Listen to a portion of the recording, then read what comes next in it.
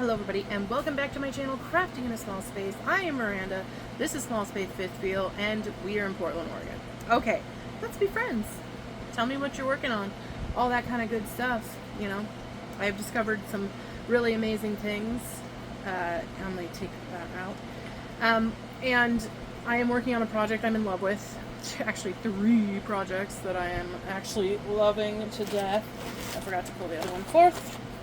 So, okay, I made so many blankets for Lita, and she just sleeps all over them. She loves the squishiness of all of them. It's really, really hot here. It's in like the high 90s. And I like making her tiny little blankets, but I made her a few, so I need to just do something else. So I was like, okay, I'll use this remnant yarn because there's a project I really want to do, but I didn't have the ability to go buy the yarn. And I sold something, and so now I could go buy some yarn. And I will show you that last. That will be the last, because that is a project that I'm like super happy about. So you all know that I have those macchiato cakes, which is in these 3 colors. I was knitting on something shaped like an arrow before with a different version of this, but it's like a multicolored one. And it got kind of boring, so I just kind of stopped doing it. So I saw this blanket. And this is not an exciting project, this is not going to continue, where you take a square, you do 3 or 4 colors, and then you turn it on its side, and then you add those colors again, and then you turn it on its side, and you do it to where it's just tilted once, not a circle, not where it's like a block, a block, a block, a block, a block. It's like a block, a block, a block, a block. So it forms kind of like a V kind of thing. And I thought it was really beautiful, but reattaching and like attaching your yarn, it would have been this side that it would have been, because I start with the green. It would have been green and then purple and then orange on this side in this length. And every time I had to try to find where my stitches were going, there's certain projects I can't do for concentration reasons. I just can't get to concentrate because it's not important to anybody, you know, other than myself. So I was trying to find my way into the sides of these double crochets, and it wasn't enjoyable, and I was wasting yarn, and you have to cut it a lot, and that's a lot of ends. And I was like, this is not, it's not limp enough. It's not, I mean, I used the right size hook for this, and I was like, okay, I'm not going to keep doing that, so I'll just put that down. And I had previously made this. I'm probably going to cannibalize this yarn. This was supposed to be one of those ponchos where you sew up the sides, the ends at the sides, to make it a poncho where your head is in it, and you're supposed to make like 2 panels, but I didn't have enough for 2 panels. And by the time I was done with it, this is how wide it is. It looks wide enough, but if you put this on your lap, it's like that, and then your legs are there. Me, I'm fat, yeah, but like, it's not a lap blanket. It's not really anything. So I have it sitting on my footstool, and I just put the back of my legs on it to get it out of my way, because I have stacks of blankets for Lita everywhere. And lately I have been putting her beautiful star blanket that I made her on her kitty, because I have this heating pack that's a kitty.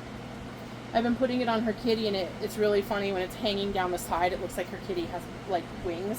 And she sits on that kitty. And the other day, she was literally like laying on the kitty, but looking out the window, and she had her head on the back of its head. She was just sitting there. It was so cute. And you take the little pack out and put it in the microwave. But I've only used it once. That's back when I had money to buy stuff that I bought the cat. So, okay. So the project I've been working on with those 5 beautiful colors, I don't know if it's going to work. It always blondes me out. It's these beautiful jeweled colors. There's 5 of them. I'm on the 2nd color right now. There's these 3, and then the 2 on the work. And one of my favorite patterns in the world is mock eyelet cable, and it is in the round one of the most enjoyable knits you will ever do. It is so beautiful. There's one little eyelet row, and pretty much every single repeat of this, I'm trying to get it at that weird angle where you can see the definition. There you go. Pretty much every single row is purl 1, knit 3. Then it's a 4-row repeat, and by the time you get to row 3 and 4, that's when you start doing the funky stuff. And it's just literally one extra, like, slipping it over thing kind of thing, and it's really beautiful. It's really fun to do. I really love this. This has been my, like, camping knit. And I was in my storage unit the other day, and I always look for 5s for different projects, and I have this set, and I found one of them randomly in my, I have one of those things that the Amazon driver has. If you've ever seen in the back of an Amazon truck, they have these big plastic totes. They're made of, like, reusable bag material, like almost IKEA bag material, but they have a hardness inside them. I have 2 of those from somebody a long time ago, and one of them is holding my yarn, and one of them is holding my finished projects, and it's big. It's like the size, as big as like a washer or dryer box. And it was just in there, and I don't know how it would ever get in there. I don't know how it would get in that box, but I found one of my freaking knitting needles. But yeah, this is my randomly pick it up, you know, small project sitting in my nice comfy, because I have one of those hammock swing chairs. I swing in the chair with it, and I'm using the bag that I made of the little fireflies. I love my bags. I've used so little of the bags that I have made. And my ball of yarn is still in the best yarn bowl I've ever had, which is literally a Dollar Tree soup cup. And this thing is enormous. It's big. This is such a perfect weight, and your yarn slides around in it. You know, it's absolutely perfect. So that, I'm keep picking up this bag. I'm like, why is this bag so heavy? There's just yarn in there and a little project. I don't get why it's so heavy. And then I remember that the cup is in there. So, and I'm using my mini IKEA bag, because when you're out camping, you can set this on the ground and it doesn't matter if it gets dirty, because it's not one of my beautiful bags that I've sewn. So there's that. So I wanted to make a Halloween blanket, because a lot of these projects, the project I just showed you, and then the starting of that one that was the weird squares, the weird long square piece, it's because I didn't have the ability to buy the yarn I want, because he always wants to do other things. And if I want to go anywhere, all of a sudden he's got something that we need to do. He does not let me leave the house. I don't get to go anywhere without him. I never get to make videos anymore because he's always around. I can't go up in the bedroom because he's like, what are you doing? Are you talking to somebody else? Like, it's just, I have no freedom. I have no life. I have nothing but knitting and watching stuff. And I'm currently at an anxiety level that is beyond what I ever thought I could handle. And so now I have I got new headphones, but I still have my old ones. This one, I have the old one still, but for the past 3 days, I've been sitting here, and I will be watching knitting podcasts on here and watching a movie on my phone with one headphone from each device playing, because I am so overstimulated. I just need to not. It's weird. I'm really overstimulated by all of his, like, aggression and anger and rudeness and abuse and all this kind of stuff, but I need more stimulation that is for me. Like, I want to be watching a horror movie, but I want to be watching Stargate, and I want to be watching a knitting podcast, and I just get so little hours in the day to me. I have to wait until he goes to sleep before I can relax. And which is fine. He sleeps like an old man, 7 or sometimes it's like 7 to 9:30. He'll be like asleep, no problem. And then once we're in bed, I can sit up and play with my phone for hours. But so I wasn't allowed to go buy the yarn that I wanted, and so I went to my storage unit the other day and pulled out these yarns, because he's like, you have so much yarn in your storage unit, just use that. And I'm like, it's a specific project in mind I want to do, but you know, he makes all of my life rules. And so I started, and I've started and stopped chevron blankets my entire life. Never completed one. My aunt is where I get my craftiness from. In one day, my aunt would make fudge, can peaches, make popcorn, fresh fries. She would paint a little bit of ceramics or do some porcelain doll work. She would do somebody's hair, and she would crochet a little bit of stuff. She'd work on like some quilt thing, but she'd also like make like some sort of grand dress, like the dresses that go on porcelain dolls, but for little girls. She makes those kind of dresses. She sells everything for like nothing, but like if she does anymore, I don't know. I haven't seen her in 20,000 years. But she was always making something, and all anybody ever wanted to do was like nothing I wanted to do. I didn't give a shit about going outside and playing and doing all that stuff. I did play outside and enjoyed it, but like I want to make things. I think it's so great you can take stuff and like make stuff from nothing. And so my entire life I've wanted to do that, and so now that's what makes me happy, is sitting around and doing it. And she made a chevron blanket, and it was made of this yarn that was like a cream. It had a little bit of brown, a little bit of orange, a little bit of green. Like it was like full-blown 70s, but the majority of it was kind of a cream background, and it looked like an omelet. And I called it the omelet blanket my entire life. I don't know what happened to this blanket. And I always wanted to make a chevron blanket, but I always associate chevron blankets with Halloween, and I have these Halloween colors. So I have actually been putting at least one color on a day or two, and I have made it like as long as I thought the throw I was wearing, because I have another throw blanket that I was working on that I ran out of yarn for, and this is now the length, which is what happens to me every single damn time I make a blanket. So if you sit on the couch, my chair thingy that I sit on, and you put the blanket right here, it goes that far off the end of your feet. Like if you're sitting up and it goes off the end of your feet. And so I anticipate, like if I repeat each color 4 times, it will be a perfect black blanket. I'm going to try to exhaust all the yarn I have, but the thing is I have more orange because of the blanket I was making for my mom than I do green and purple, so I'm probably going to cannibalize this blanket. And when I said that to him last night, he's like, what are you going to do that for? That thing's cool, because he likes the pattern for this.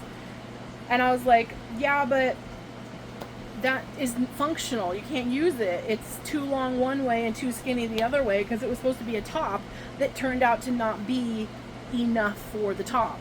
So, and you can't crochet on it the other direction because it would look dumb to me. It would look stupid. It was just not a project I was like in love with. But I'm actually doing it. I'm actually doing it.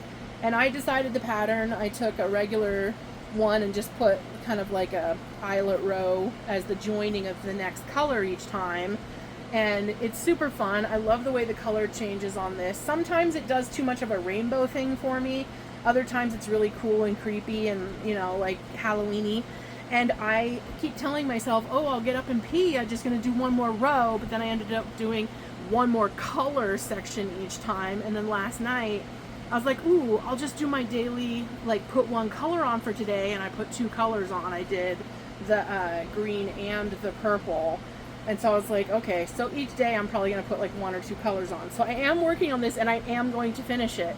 And to me, the length is going to be, this is the length, not this way. It's not going to get longer that way because that would be too much yarn. But this, it's just so funny. The length of it is now that, which happens to me a lot. That's why I very much embrace the corner to corner blanket, because you could go and then you stop where you realize the width is going to be, and then you just continue on the other direction. I can't even. So here, finally, we're at the project. Do that if you have high anxiety. Put one headphone linked to your phone and one headphone linked to this if you're in an environment where you don't get any peace, and just low level one of them so you can hear what is inevitable and you could get out alive. It is saving me, actually. I'm watching Stargate on my phone and Cozy Up with the Stitchin' Sisters on my tablet. So here we get to the good project that I'm very excited about that doesn't have a lot of progress because I started yesterday. Yeah. So this is the yarn I wanted. It is the Karen Blossom Cakes, as usual. And I wanted to do, I was, at the time of this creation, I was out in the woods and I was sitting there knitting on that little knit, and I was like, my pants are so cute, because I was wearing a pair of like flannel looking pajama pants, and I was like, how cool would it be? Because the bubble stitch is one of my favorite knitting stitches also, because it's a lot of just knit, and then you go down 4 or 5 rows, and then you carry it and do all the thing, and it just looks so cool and so perfectly textured. I like a lot of texture in my knits. And so I was like, how cool would it be? Because I was looking it up on Pinterest, different bubble. I just wanted to see people's color choices, and there's ones that's just a 1 row stripe of another color, and it looked like my pants, black and red. It looks, when you do every other one as red and every other one is black, it staggers in a way that makes it look kind of like checkered pattern. And so I got this the other day when I was at my storage unit, and these are $15 a piece now. And so I started, and I am the worst at casting on, because I don't like the long tail cast on, because my estimation and approximation of how many stitches I need to, how length, you know what I mean, the length and all that shit. So I do the knit as you go cast on, and that was working, but I kept accidentally doing the wrong thing. Like, I know how to do it, but it's just like, when you keep getting interrupted, it's really hard to count. And I'm supposed to be doing, because I'm making a larger bauble. The usual baubles are like 5. I'm doing, every 3 you do a thing, but on this one you do every 5, and so the stitches are taller, the amount of stitches are taller. So, and as usual, I'm doing it in a cowl form because I love it, the bubble stitch. This is how far I've gotten. I do a 2x2 rib on all of my cowls. I do not like that whole roll up thing. And I am supposed to do 6 rows this way of my other color. And then once these 6 rows are done, I'm going to change to the black, so that the black becomes the every other bauble and the red becomes every other bauble between that. And this yarn is so stinking soft. This is like what I would make a sweater out of, you know, worsted weight yarn would be my sweater. I wouldn't be making no thin sweaters. Because I get so frustrated with projects sometimes because of the amount of attention they need knitting, and the amount of attention I have to give to freaking cars like reflecting in my face from all the way across the way. But this is such a divine knit. It is groups of 6, and I have 168, or I think I have 160 something. And I made sure to write all this down on the Instagram post so that I could go back to it later. I'm using a 9. I'm using a 5.5, even though it said to use a 5, because I wanted a little bit, when I saw the needles that were a 5 for this yarn, it's like too small. So there we go. It's a little better. So I did 5.5, which it's working out so beautifully. I thought that my stitches were so cool. I'm so excited. So today I'm going to sorry, I'm pointing this way. Today I'm going to put a color on that, then I'm going to knit a little on this, then I'm going to put another color on the other blanket tonight, and then go back to this. So I am maintaining all of my projects at the same time. And we were going to go camping, but he did not feel good, because it was supposed to be like 100-degree days here, because there's wildfires like everywhere right here. And the smoke was like actually super freaking intense. So, but he really didn't feel good enough to like not do any of the stuff that he liked for the first couple days. So, I don't know. We didn't go to the beach like we were going to. So I've been able to start like mess around with 3 projects at once and have them all like be the most joyous. So I'm not working on the thin one today. I'm just going to work on this one and this one. Lita is not in here, but yeah. Whew, he's really obsessed with that Bering Sea Gold television show, and so he's building himself some sluice boxes, and he's done a really good job, and it's really exciting that we're going to go somewhere and he's going to scoop stuff and, you know, play gold miner or whatever. So it's It is what it is. That part's good. And I just made some of that chicken where I took that burrito sauce and put it in there with giant chopped onions and cooked it. And then later he's gonna make homemade tortilla chips that he's been deep frying. I taught him how to make tortilla chips out of tortillas. And so he's like, why would anybody ever eat tortilla chips again? It's really funny. And plus we do them and then freshly put cinnamon and sugar on them. And I taught him that too. And I taught him how to make French fries, like, you know, how to deep fry things is what I'm saying. And the thing is I don't eat deep fried stuff. And now that he has discovered this, I don't eat sausage. I don't eat deep fried stuff. I don't eat fast food. I don't eat any of that stuff. But it's like he wants to eat all of that stuff. Being blinded, like headache style blinded by this car down this, like, that's parked there all day. So yeah, that's what I wanted to show. And please do hear me. I have always seemed to have this issue. I will go on my channel and I will look at how many subscribers I have and be all gleeful at my, you know, number that I have and just happy that people are watching. But it doesn't notify me when I get comments. And when I try to comment on comments now, it just keeps saying error. So I'm trying to answer when, like, the comments come in and stuff, like, about things people are making. Like, I'm so happy that you guys are talking, you know, about what you're making and, you know, parts of your stuff and day and everything like that and whatever. Go to my Instagram, always.yarning in all lowercase, and message me there, you know, about when you see these videos and stuff, because I don't get notifications about anything on my phone. But YouTube specifically, when you go into YouTube, you know, the little thing that notifies you when you have stuff going on your channel, that doesn't even do anything anymore. And I'm like, there's comments and it's like 5 months old, 1 month old. I'm like, oh my God, I am not one of those people that won't answer. I will answer. It's just not telling me that they're there. And now when I try to answer them, I tried to answer this one the other day that's a month old, like 5 times. I kept going all the way out and all the way back in. And it kept saying error. So I'm here. I want to answer you. I want to say things back to you.